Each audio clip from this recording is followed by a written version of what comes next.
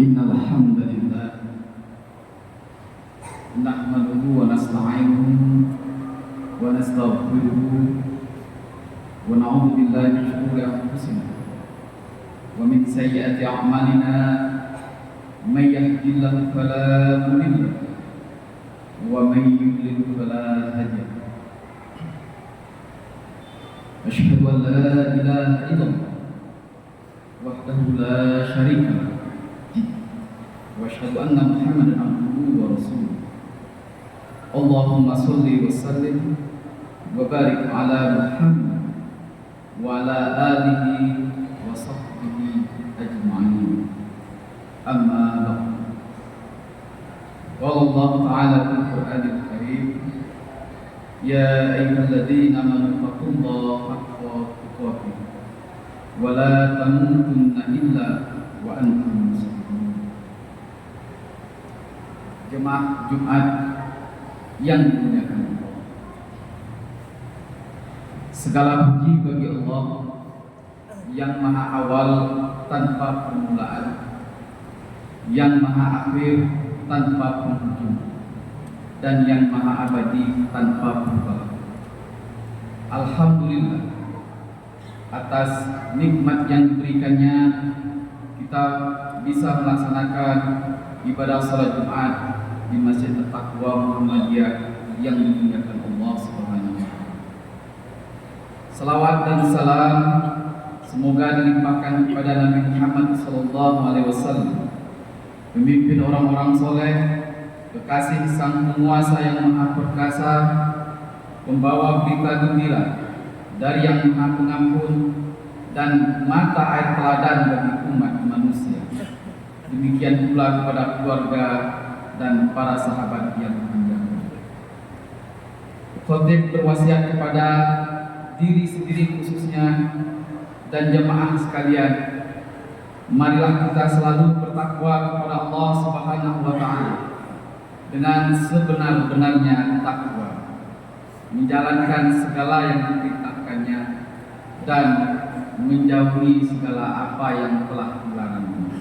Semoga kita menjadi orang-orang yang istiqomah sampai akhir hayat kita, karena sebaik-baik bekal ketika kita menghadap Allah nanti adalah nilai-nilai ketakwaan kita kepada Allah Subhanahu wa taala. Jemaah Jumat yang dimuliakan Allah, jika kita melihat kondisi umat Islam saat ini, khususnya di negeri kita ini, tergambar dengan jelas betapa merosotnya akhlak sebagian umat kita. Dekadensi moral terjadi terutama di kalangan para remaja, sementara usaha untuk membendungnya masih berlarut-larut dan dengan konsep yang tidak jelas. Buktinya, kurikulum pembelajaran di dunia pendidikan selalu berubah-ubah seiring dengan pergantian taktib kepemimpinan secara politis, pelajaran agama Islam yang dibatasi, dan banyak hal lainnya yang menyebabkan merosotnya akhlak sebagian umat Islam. Rusaknya moral umat tidak terlepas dari upaya jahat pihak-pihak luar umat Islam yang terkadang dengan sengaja menebarkan berbagai penyakit moral dan meracuni pola pikir agar umat Islam menjadi lemah dan akhirnya menuju kehancuran, sehingga yang tadinya mayoritas menjadi minoritas dalam kualitas. Padahal nilai suatu bangsa sangat tergantung dari kualitas akhlaknya. Sebagaimana dikemukakan penyair Mesir bernama Saudi, dia mengatakan suatu bangsa sangat ditentukan kualitas akhlaknya. Jika akhlak sudah rusak, maka hancurlah bangsa tersebut. Jemaah Jumat yang dimuliakan Allah, krisis akhlak bukan hanya aib individu, tapi sebuah hancuran yang sistemik. Ketika korupsi, manipulasi, dan pelecehan menjadi biasa, maka bangsa ini berjalan tanpa kompas moral. Kita hidup di tengah zaman ketika akhlak menjadi barang langka dan dosa-dosa besar diperlakukan biasa. Korupsi dianggap strategi, manipulasi jadi alat untuk berkarir, dan pelecehan dibiarkan terjadi di ruang-ruang publik.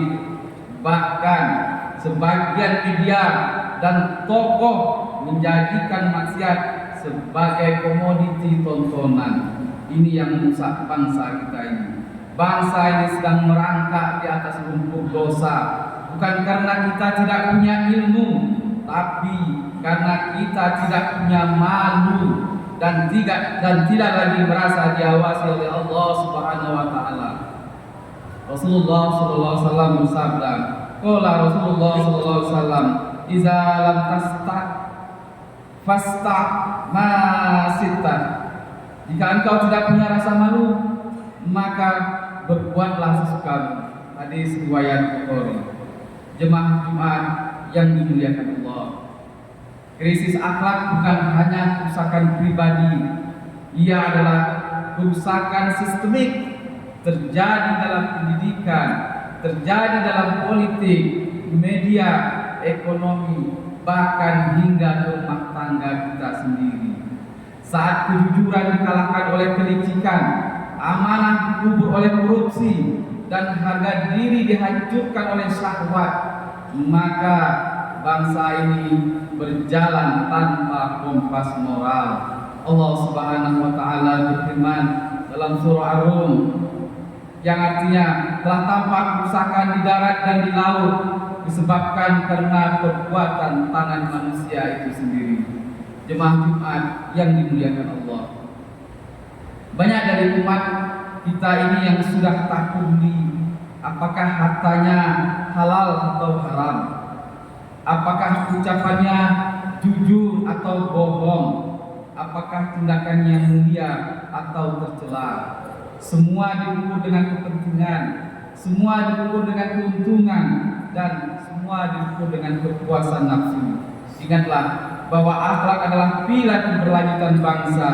Jika akhlak dihancurkan, maka bangsa akan jatuh meski ekonominya kaya.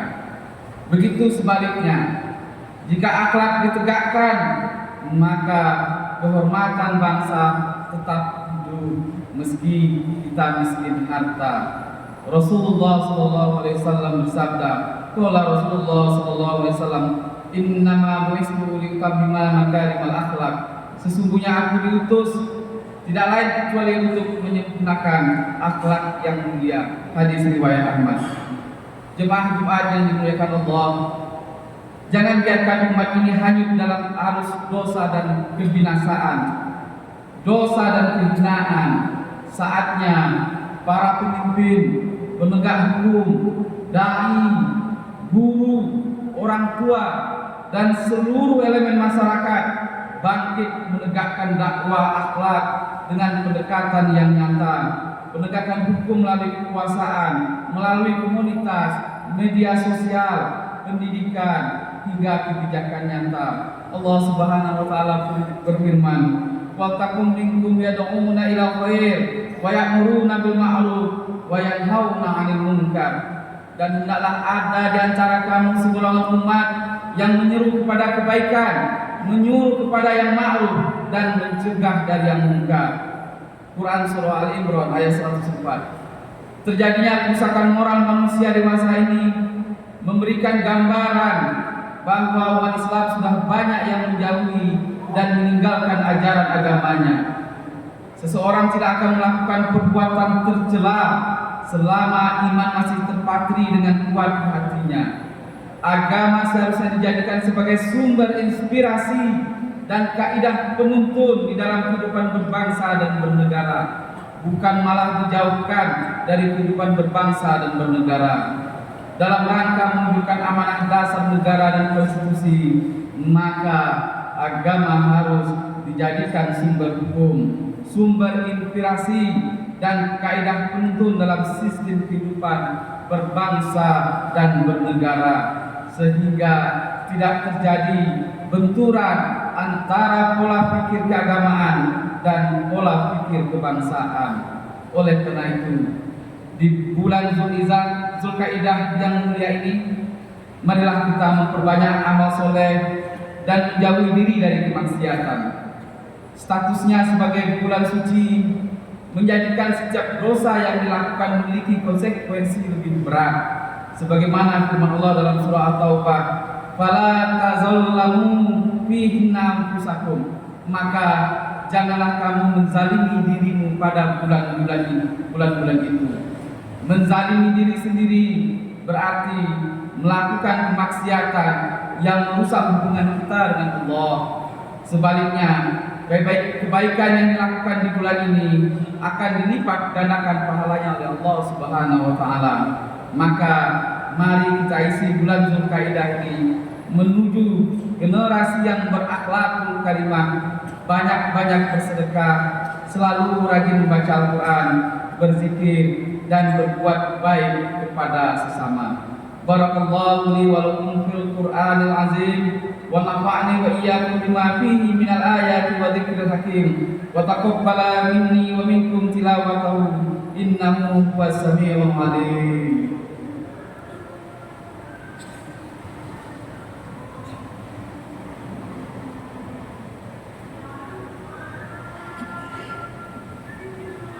Alhamdulillahilladzi arsala rasulahu bil huda wa dinil haqq liyuzhirahu 'alad dini kullihi walau karihal musyrikun. Asyhadu an la ilaha illallah wa asyhadu anna Muhammadan 'abduhu wa rasuluh. Qala Allah ta'ala, ya ayyuhalladzina amanu taqullaha haqqa tuqatih wa la tamutunna illa wa antum muslimun. Allahumma shalli 'ala Muhammad wa ala alihi wa ashabihi ajma'in. Amma ba'du. Inna Allaha wa malaikatahu yusholluna 'alan nabi. Ya ayyuhalladzina amanu shallu 'alaihi wa sallimu taslima. Allahumma shalli 'ala Muhammad wa ala ali Muhammad kama shallaita 'ala Ibrahim wa ala ali Ibrahim innaka Hamidum Majid. Allahumma ighfir lil muslimina wal muslimat wal mu'minina wal mu'minat al-ahya'i minhum wal amwat bi rahmatika ya arhamar rahimin. Rabbana zalamna anfusana wa illam taghfir lana wa tarhamna lanakunanna minal khasirin. Rabbana atina fid dunya hasanah wa fil akhirati hasanah wa qina adzabannar. Ibadallah, innallaha ya'muru bil adli wal ihsan wa ita'i dzil qurba wa yanha 'anil fahsya'i wal munkar wal baghi ya'izukum la'allakum tadhakkarun. Wadhkurullaha 'azim yazkurkum wa la dzikrullahi akbar. Aqimis shalah.